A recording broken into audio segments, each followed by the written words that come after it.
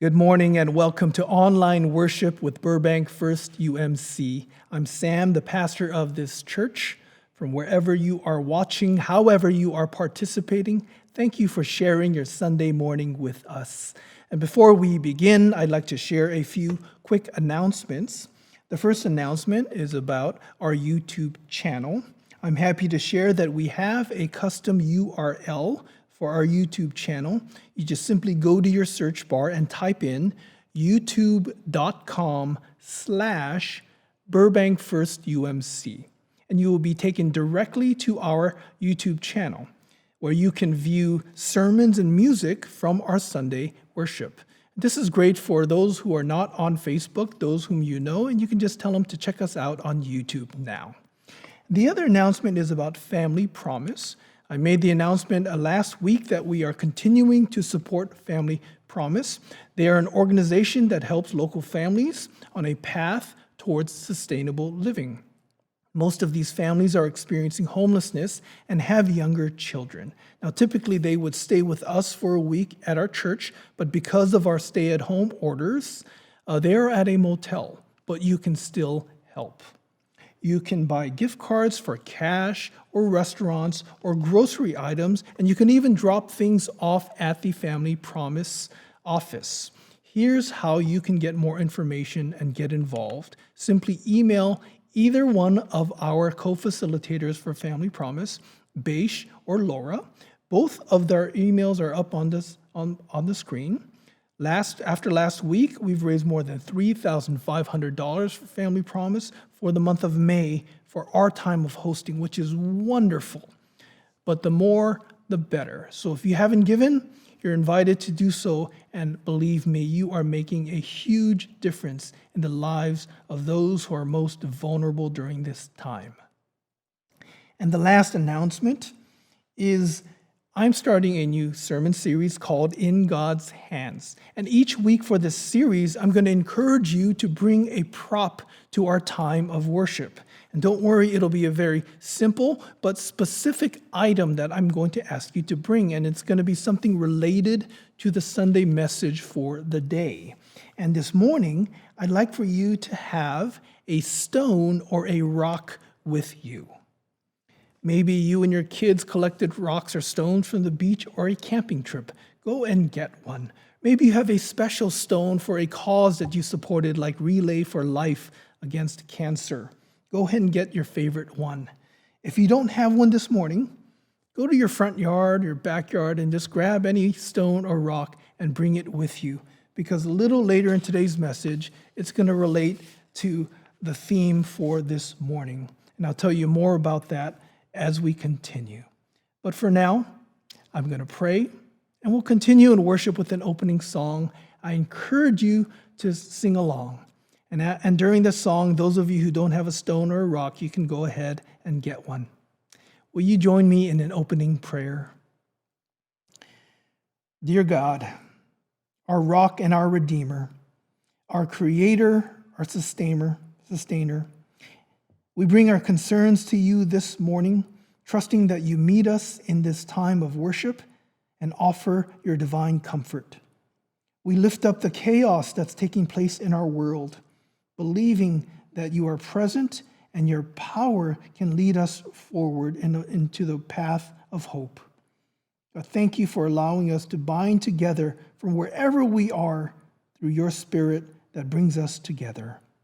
Speak to us and lead us. In the name of your Son, Jesus Christ. Amen. And now let's continue in song.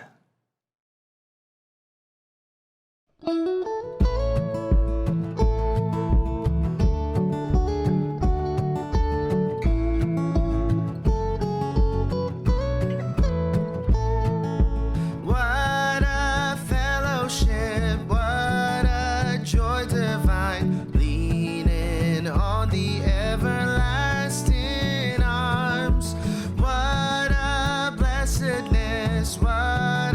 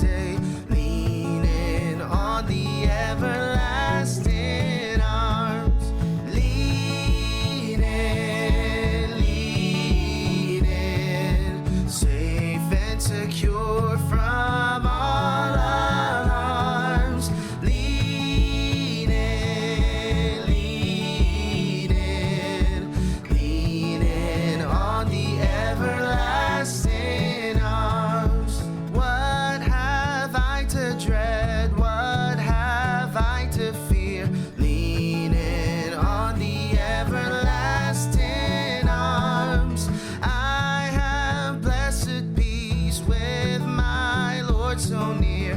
Leaning on the everlasting arms, leaning, safe and secure from all alarms.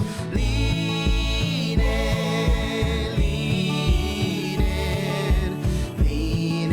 on the everlasting arms.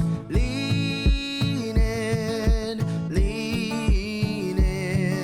safe and secure from all alarms. Leaning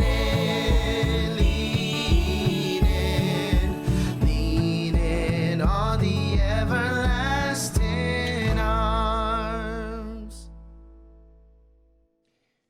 I remember speaking to my office assistant a while back. She was trying to help someone she loved dearly who was going through a very scary situation. And she had done all she could to help. There's nothing more she could do. And knowing that the outcome was completely out of control, this is what she said.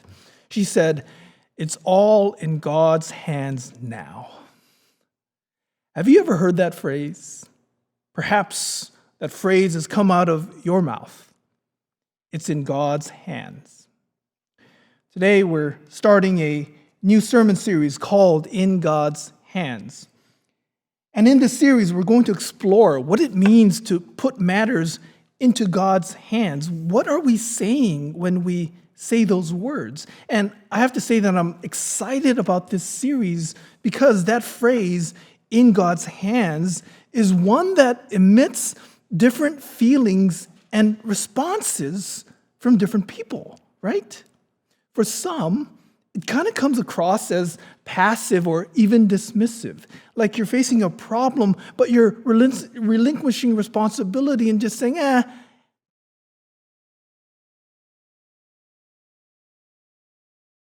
Or for some, it's a phrase that brings great comfort.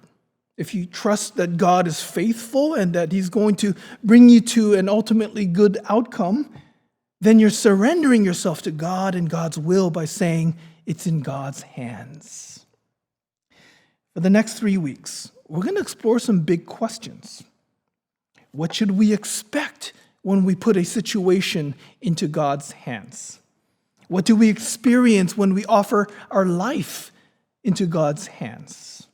And here's the fun part. As I mentioned earlier, each week, I'm going to ask you to bring a prop or some symbol to our time of worship. And I assure you it's going to be something specific and something simple that you can find in or around your house. And it's going to relate to the message. And today, that symbol is a stone or a rock. And as we begin, if you don't already have one, you can take a moment, go outside and pick one up. If you do have one, I invite you to comment, to share on your live stream, and just type in with others what kind of rock it is. Is it from the beach or is it from a camping trip? Let us know. Is it a special rock that you purchased for a cause? What's the design on it? Or is it just something you picked up from the front yard this morning? Whatever it is, go ahead and share so that we kind of know what we're all dealing with here. And I want to ask you just to hold on to it until the end of the message when we discover the significance of that stone or rock that's in your hand this morning. So let's begin by looking at today's text. And I'm going to revisit the first Easter. In particular, Matthew's account of Easter 2,000 years ago. And I know that just 2 weeks ago, we already looked at Easter, but this morning, I want to look at the reaction of Jesus' first followers. It's intriguing. Remember, Jesus has been crucified, and his body is placed in a tomb. His first followers to visit the tomb were Mary and Mary Magdalene. Picture. They go to the entrance, wanting to pay their respects, heads down, heavy-hearted. And something unexpected happens. An angel shows up. in shimmering white, and he says to them, "Don't be afraid. I know you're looking for Jesus who was hanged on the cross. He is not here. He has risen. Now go and tell his disciples." Now look at the next line, which you can see on the screen. The angel tells the woman he is risen. So they left the tomb quickly with fear and great joy and ran to tell his disciples. Did you hear that? They reacted with fear and great joy. Now, these two things usually don't go hand in hand, right? Typically, we don't think of fear and great joy as things that go together. In most experiences, you're either afraid or joyful. But they're experiencing both at the same time. Why? One reason is because what they were experiencing is no small event. It's huge. It's the resurrection of Jesus. And in life, we also face big events in which we experience fear and joy. I think of those times when I stood with families at the bedside of a loved one who was dying. I could feel the terrible fear of what life would be like without the loved one. I could sense the ominous fear of death in the room. At the same time, I witnessed great joy in some of those moments. A daughter expressing thoughts of what a long and beautiful life that person lived. A spouse relieving themselves of the suffering and pain that their spouse had lived. Or a brother sharing a funny story about the deceased that made the whole room break into laughter. In those end-of-life moments, we can experience both fear and great joy. We also experience fear and great joy in the beginning of life, when you're getting ready to have a baby. How will the delivery go? Is the baby going to be healthy? Are we ready to be parents? Those are real fears. At the same time, you experience unbelievable joy when you witness the miracle of birth, when you hold that child in your arms for the first time, or when you take him home and you look around and wonder, where is the instruction manual? In life, we experience fear and great joy, especially in those big, significant moments. And why is this important? Because today, on the heels of Easter Sunday, there is a lot to be afraid of. We are living in a time of great fear, aren't we? Fear of disease and death, fear of unemployment and further financial loss, fear of losing our mind, or fear of other people in other counties and states who are losing their minds. This pandemic has put us in touch with our fears, especially our own mortality, and it can be scary. But here's the reminder of the first Easter. We don't have to experience fear by itself. From the first followers, we learn that fear and great joy can exist together. As my colleague Nicole Riley says, it's not like joy is a corrective to fear, and if we would just be joyful enough, then the fear would go away. No, they are woven together on the canvas of our human emotions. How? How can joy accompany fear? Well, one way is by sharing our fears. Look at the next line. After they reacted with fear and great joy, it says that they ran to tell his disciples. Whatever fear they were facing, it was going to be shared. Whatever trial they were going through, it was going to be told. Because in sharing our fears, we open the door to other emotions and experiences, even joy. And I have to tell you, the last 2 weeks, I've experienced a great deal of joy. How? By sharing fears and frustrations with others, especially many of you. So what I'm about to do right now is show you some screenshots of the Zoom calls that I've been on. These are pictures taken while I've been on Bible studies or of other gatherings that I'm a part of. And full disclosure, I realize that what I'm about to do is somewhat inappropriate.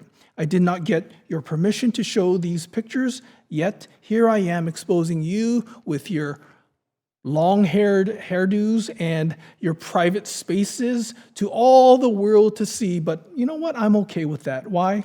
Because we are in unprecedented times, and I'm resorting to unprecedented measures to engage you and to entertain you as our viewers here. So here we go.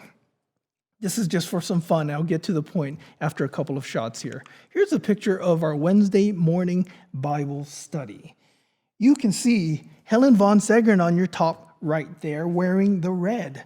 Helen is 106 years old, and she's been a part of every single one of our Zoom Bible studies, answering questions and participating. But I'm a little concerned here in this picture. She looks incredibly bored with her face on her hand, which I'm not very happy about. So I'm going to have a talk with you, Helen, after this. And here's another shot of our Wednesday evening Bible study. And once again, they had no idea that I was taking a picture of them while they were in deep discussion about a serious topic, and I was posing for this screenshot. I know, deadly wrong in what I was doing. And here's one more. In fact, this is a video of our choir singing on Zoom. And before I play this video, let me just make myself clear. I take great pride in the quality of singing by our choir. We have first-rate vocalists, and our conductor, Tony, gets the best out of them. But I say that because this video is not a fair representation of our choir. And in fact, it's the opposite. It's like a Saturday Night Live parody of our choir. You have Tony trying to conduct. You can only hear a few people at a time. You have Megan who just bursts out in laughter in the middle of the song. And it's a train wreck, okay? So let's take a listen, and then I'll point you to why I'm sharing these. Here we go.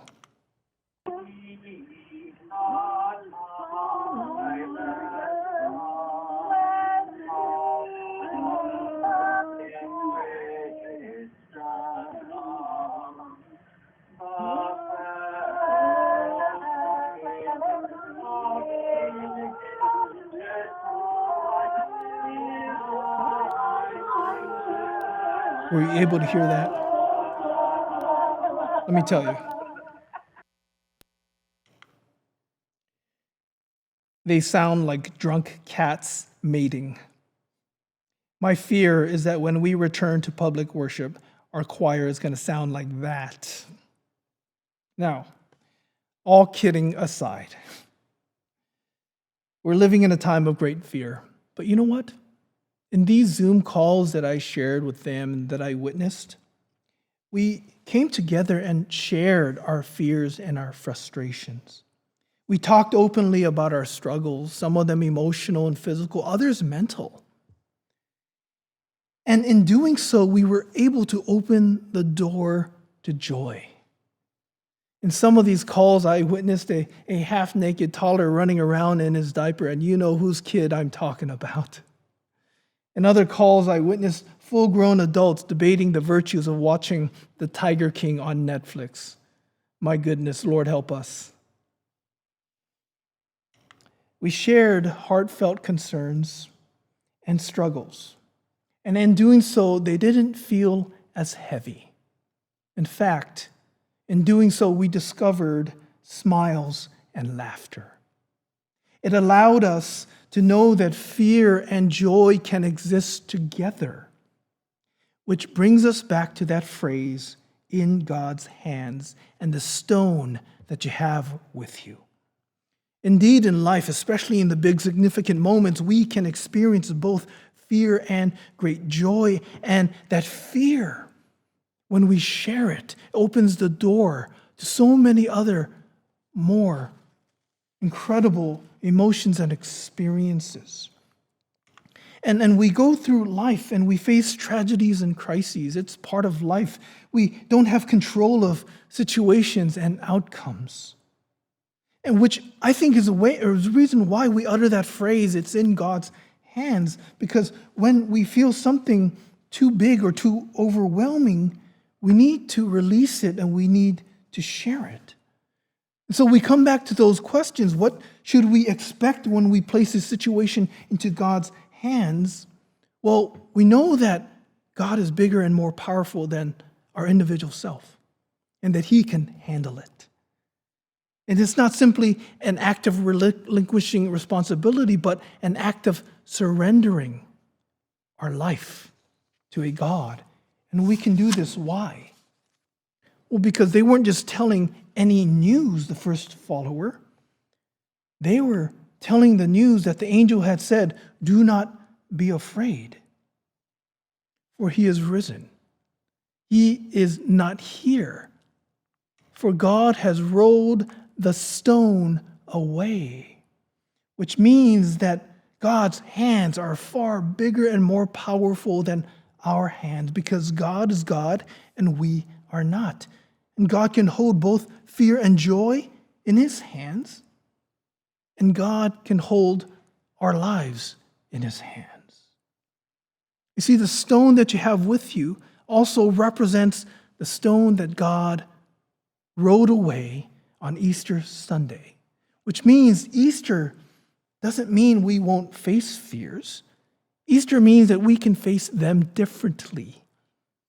Easter reminds us that in our fears, God has opened the door to a new kind of hope and new life. The stone represents victory over death and fear of death. And it's a victory that God invites us into and embrace, so that fear does not have the last word.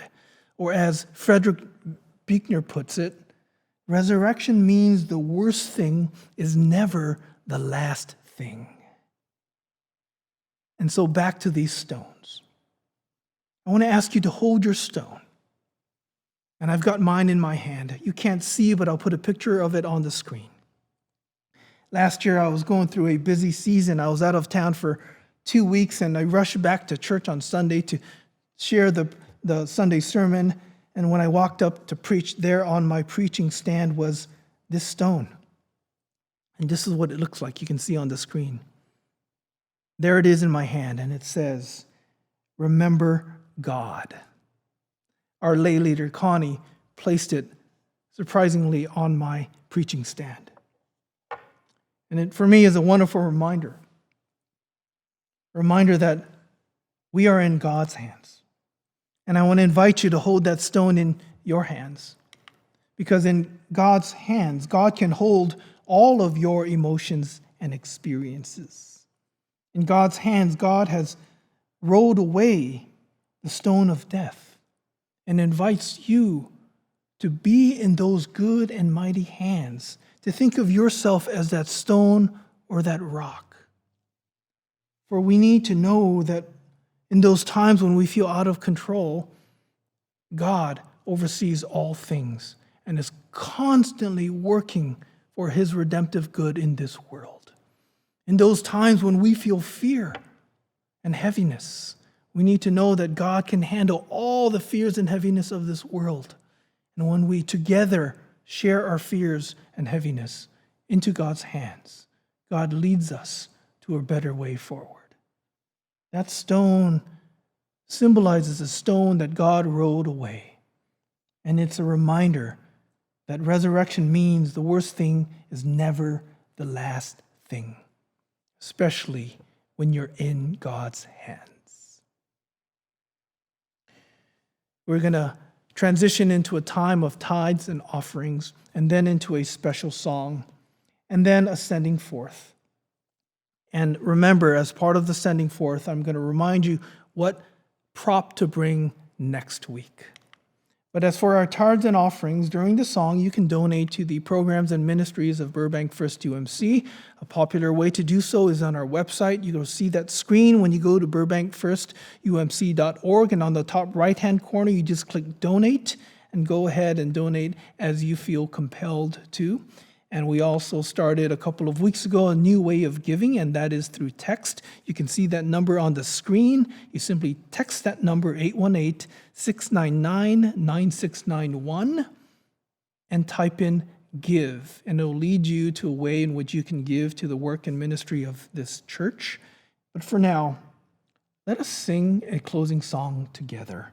And next week, I want to invite you to bring as your prop bread and juice, some kind of bread for each individual that you can break and eat, and either cranberry juice or grape juice if you can, because next week we're going to get together for our first virtual Holy Communion, and I think you'll like the experience. So I invite you in this time of worship through song.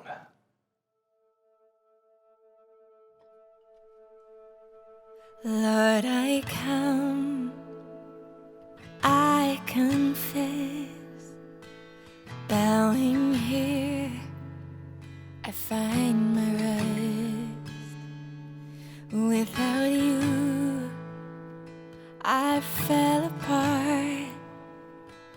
You're the one that guides my heart.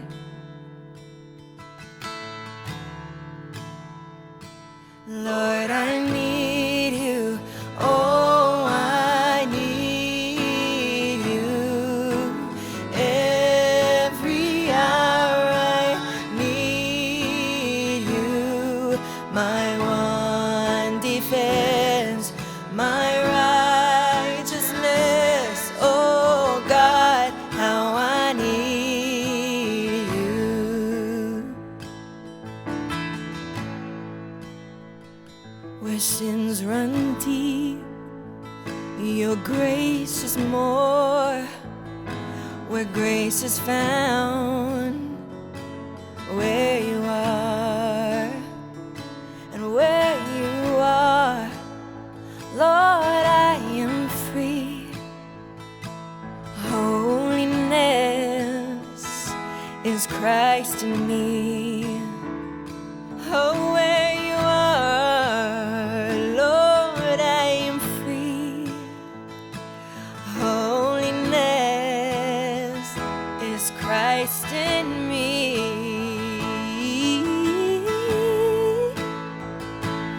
Lord, I need you. Oh, I need you.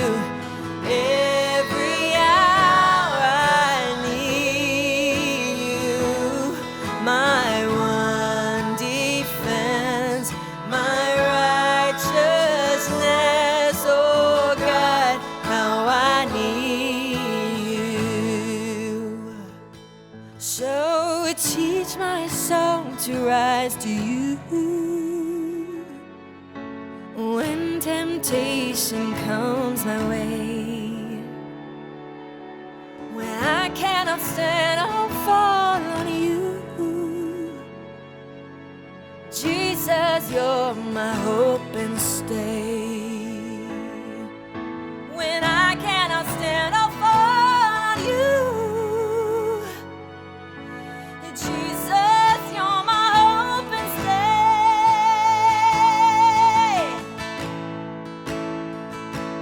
Lord, I need you. Oh, I need you. Every hour I need